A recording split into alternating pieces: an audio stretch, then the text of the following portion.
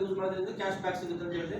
ಒಂದು ಸಿಬಿಪಿ ಅಂದ್ರೆ ₹1, ಒಂದು ಸಿಬಿಪಿ ಅಂದ್ರೆ ಕ್ಯಾಶ್ ಬ್ಯಾಕ್ ಪಾಯಿಂಟ್, ಒಂದು ಸಿಬಿಪಿ ಅಂದ್ರೆ ₹1, ಅದು ನಿಮಗೆ ಡೈರೆಕ್ಟ್ ಅಕೌಂಟಿಗೆ ಕ್ರೆಡಿಟ್ ಆಗ್ತಾ ಹೋಗುತ್ತೆ. ಹಾಗೆ ನಿಮ್ಮ ವೆಬ್ಸೈಟ್ ಶೋ ಮಾಡಿದೆ ಅದನ್ನು ನೋಡಿ. ನಮ್ಮಲ್ಲಿ ಬೇಕಾಗಿರ್ತಕ್ಕಂಥ ಹಲವಾರು ಪ್ರಾಡಕ್ಟ್ಗಳಿದೆ ನೋಡಿ. ಆಯಾ ಇದರಲ್ಲಿ ಅಷ್ಟು ಸಿಬಿಪಿ ಇದೆ ನೋಡಿ. 840 ಬರೀ 30 ಸಿಬಿಪಿ ಇದೆ, 1105 ಸಿಬಿಪಿ ಇದೆ. ಈ ತರ ಪ್ರತಿಯೊಂದು ಕೂಡ ಜಸ್ಟ್ ಶೋ ಮಾಡಿರ್ತಕ್ಕಂಥದ್ದು ನಿಮಗೆ. ನೀವು ಯಾವ ಪ್ರಾಡಕ್ಟ್ ತಗೊಳ್ತೀರಿ ಅನ್ನೋದ್ರಲ್ಲಿ ಅದರಲ್ಲಿ ಲಾಭ ಇರ್ತದೆ ಅನ್ನೋದ್ರೆ ನಮ್ಮ ಕಂಪನಿ ಕ್ಯಾಶ್ ಬ್ಯಾಕ್ ಅಂತ ಕೊಡ್ತಾ ಹೋಗುತ್ತೆ. ಸೊ ನಿಮ್ಗೆ ಏನ್ ಬೇಕಾಗುತ್ತೆ ಕೊಡ್ತಾರೆ ನಮ್ಮ ವೆಬ್ಸೈಟ್ ಕೂಡ ಖರೀದಿ ಅಂತ ಮಾಡ್ಬೋದು. ಕಮ್ಯುನಿಟಿ ರೀಪರ್ಚೇಸ್ ಬೆನಿಫಿಟ್ ಅಂದ್ರೆ ಹೇಗೆ ವರ್ಕ್ ಆಗುತ್ತೆ ಅಂತ ಹೇಳಿದ್ರೆ, ಕಮ್ಯುನಿಟಿ ರೀಪರ್ಚೇಸ್ ಬಂದು ಗ್ರೋಸರೀಸ್ ಇರ್ಬೋದು. ಸೊ ಎಲ್ಲರೂ ಪ್ರತಿ ತಿಂಗಳು ನಾವು ರೇಷನ್ ತಗೊಳ್ತೀವಲ್ಲ ಸರ್, ಪ್ರತಿಯೊಂದನ್ನು ಕೂಡ ಮಾಡ್ತಾ ಹೋಗ್ತೀವಿ.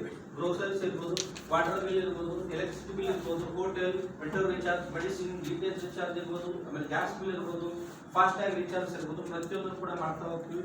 ಆ ಒಂದು ಖರ್ಚನ್ನ ಇಲ್ಲಿ 2 ತರದ ಕ್ಯಾಟಗರಿ ಬರುತ್ತೆ.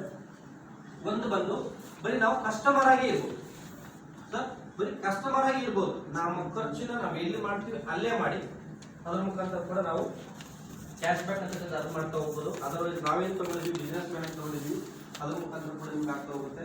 ನೀವು ಒಂದು 100 ಸಿಬಿಪಿ ಆದ್ರೆ ಸಾಕು, ನಿಮಗೆ ಅಕೌಂಟಿಗೆ ಕ್ರೆಡಿಟ್ ಆಗ್ತಾ ಹೋಗುತ್ತೆ. ಸೊ ಕಮ್ಯುನಿಟಿ ರೀಪರ್ಚೇಸ್ ಹೇಗೆ ವರ್ಕ್